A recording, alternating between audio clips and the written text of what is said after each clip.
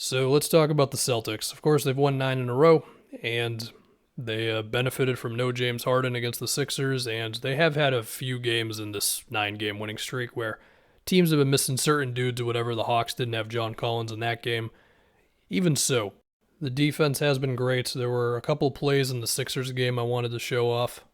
Both of them were in the first quarter. So this play ends up with Embiid missing a turnaround, but I feel like it kind of captures a lot of what's going on with the Celtics defense right now.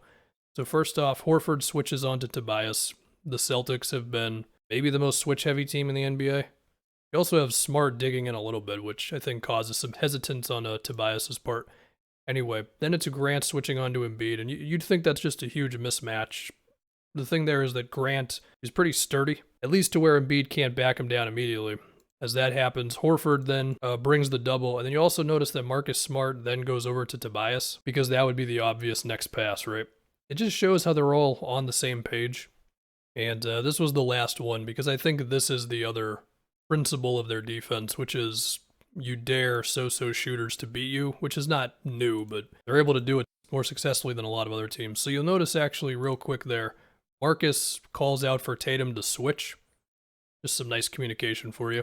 And then Jalen is going to, dig into Maxey and just basically be like, hey, you can try to get inside. Not going to be easy. The easy choice is right here to Thibault. And from there, you get a good closeout on a guy that you're okay with leaving open. So yeah, I feel like there's a few core principles that these guys have just really figured out with this defense. Besides the obvious of they just have good defenders down the roster.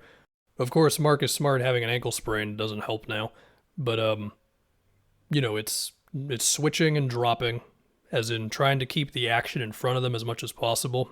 I believe that they are second best in the league in allowing shots in the restricted area in a good way, as in not allowing a lot. And going off of that, I think it's not a coincidence that they're allowing the second most mid-range jump shots in the league. So that's all hype. As for the offense, let's just look at some plays against the Sixers. So there are definitely times when it is still your ISO heavy stuff. Tatum just get a screen and pretty much just your choice on what happens. But there's also some more actions on this play where if you look in the corner, Tatum starts from there, gets a screen from Pritchard, that forces a switch, and then Derek White, as I've been saying, he's got the guts to make passes that guys on this team were not previously making as Tatum gets to the free throw line.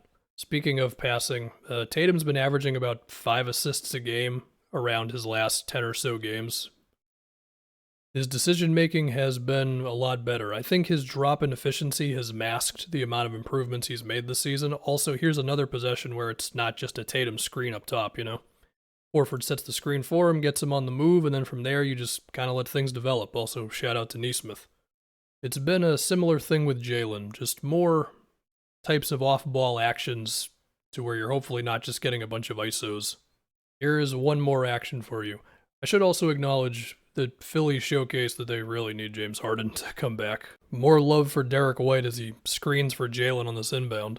There was a stat where Ime Udoka's inbounds have actually been amazing this year. Davis Bertans was 3 for 7 from outside for the Mavs. Dinwiddie's numbers in his first game with Dallas are not going to jump out at you. With that being said, I think this play is kind of interesting, and it shows something that Dallas needed a little bit more of, which was the idea of when Luka passes out of a play that's going nowhere, if that is just a spot shooter, the play is kind of dead. You throw it back to Luka and just try again pretty much. Whereas Dinwiddie can actually then create something else for you, so that's cool. Speaking of deadline moves, Josh Hart has been kind of amazing for the Blazers through 2 games. A random stat for you with Josh Hart is that in New Orleans this season, about half of his 2-pointers were assisted, which was a lot lower than the previous season. And I think it suggests that he's just developed a little bit more as a ball handler. If you ever wanted to see Josh Hart with a super green light, now's your opportunity, because this is how it's going to be for the rest of the season. I would also like to appreciate this sequence from him where he just barely blocks Chris Middleton's shot, and then he sets up at least the potential assist to Ben McLemore. Speaking of green lights, my goodness, Anthony Simons. He was 7 for 16 from outside in this game. I remember a couple years ago, the Blazers were really excited about Simons. There was all this noise about how he was going to be this really awesome player and then, stuck behind the CJ Dame backcourt. He was still cool, but it never really materialized. This is it, and they were right, and it's getting kind of obscene. In all of the best ways possible, of course. And Portland is suddenly really fun. And it's not just from those two. Justice Winslow has been showing those promising signs as a passer again. In the 5 games that Winslow has played for the Blazers, he's averaging about 50 touches per game. Could it be that after all these years, point justice, or the closest thing to it, is back? Of course, I was not super high on the return for CJ. I did say that Josh Hart could be a keeper. At this point, my stock on Justice was kind of out the door. But this could be the early signs of Justice being that, I guess, Iguodala-esque player we all thought he could be.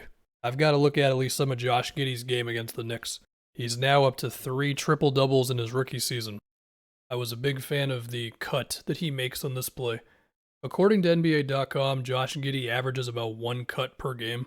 But NBA.com is super strict about that sort of thing, so to get to 1, it's actually kind of impressive. This one's technically an offensive rebound. He also had a bunch of threes in this game, and that's the question, man. I mean, he's shooting 27% from outside this year. Of course, we have to look at least one Giddey assist. This one to Trey Mann, who has been having some moments lately, including going 6 for 8 from outside against Dallas.